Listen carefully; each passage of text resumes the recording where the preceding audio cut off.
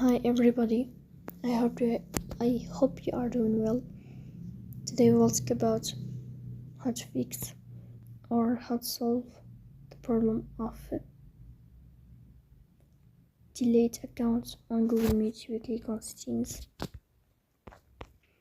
Here we go to apps, default apps, app settings. Then we'll search about Google Meet and you will enter.